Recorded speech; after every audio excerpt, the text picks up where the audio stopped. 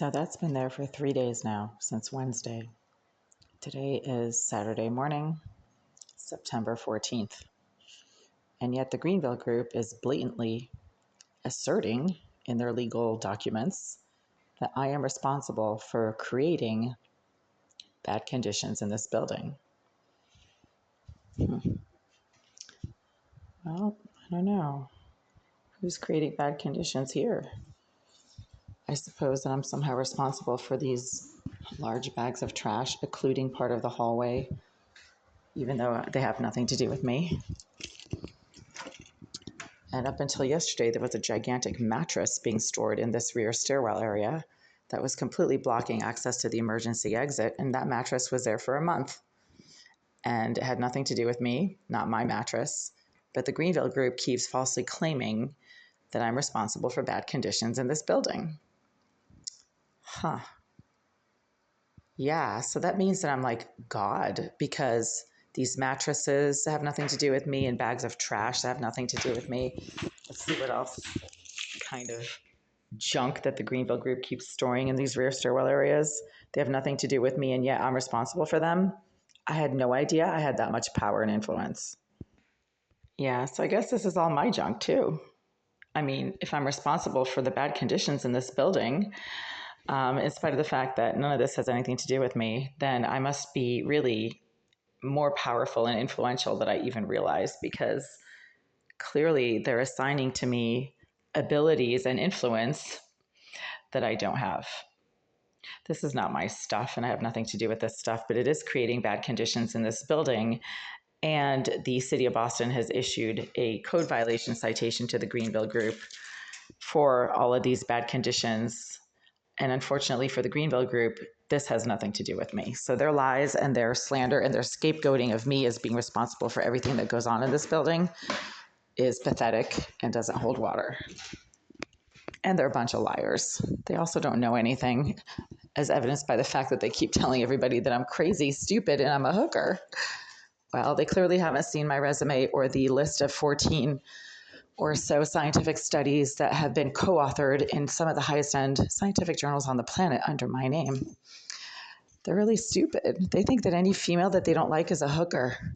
And Oleg Alexeyev has made it almost a business practice of informing his associates, his male business associates, directly in front of me that I'm a hooker. Of course, I'm not a hooker. I never even had any interest in that kind of activity and never had to, because I spent most of my adult life pursuing graduate level education and working as a research scientist at various master's level research science positions.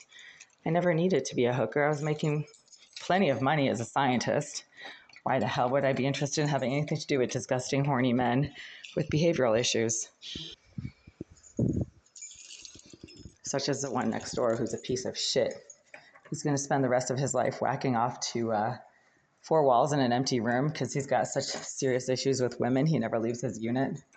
I'm assuming he assaulted a female, and that's why he's in that unit anyway. He also has some mental health issues. Hate stalks women, who he'll never know or have anything to do with. It's kind of sad. But the whole claims by the Greenville Group that I'm a hooker, that's just wishful thinking on their part.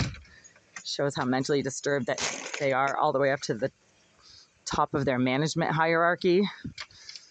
That these retards can't even do any research on who their tenants are, even though they technically have access to people's backgrounds and to people's resumes and work histories. But that's how stupid the Greenville Group are. And if Oleg Alexeyev is as stupid as he acts, then, they're kind of doomed. I mean, they're not going to be successful for very long. They're not going to get very far. Stupidity is its own punishment. And lies don't hold water. And the Greenville Group's constant lies and defamation about me and my activities, my professional history, and who and what I am are easily debunked by a simple Google search of my professional history.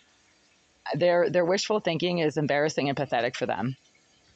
And their claims that I'm responsible for the bad conditions in this building also do not hold water. I lived in this unit for 13 years, And for the first, 11 years, I never saw a single mouse or cockroach at all in this unit. Never called an exterminator for any reason. Never filed a complaint with inspectional services about rodents because there weren't any. There were no cockroaches or rodents in this unit. And I had way more boxes 10 years ago when I moved in, 12 years ago when I moved in, than I do now. So it has nothing to do with my boxes, everything to do with the Greenville Group's complete negligence in terms of staying on top of their pest control obligations as landlords. Everybody knows that tenants do not create pests. The pests show up in a building when the landlord fails to provide adequate pest control, right? Otherwise, everybody's garages would be filled with rats and mice and cockroaches. But the garages of normal people are not filled with mice and rats and cockroaches because normal people know how to engage in effective pest control, which the Greenville Group does not. Therefore, there are mice running around this entire building and it has nothing to do with me. There are also mice on other floors that have nothing to do with me.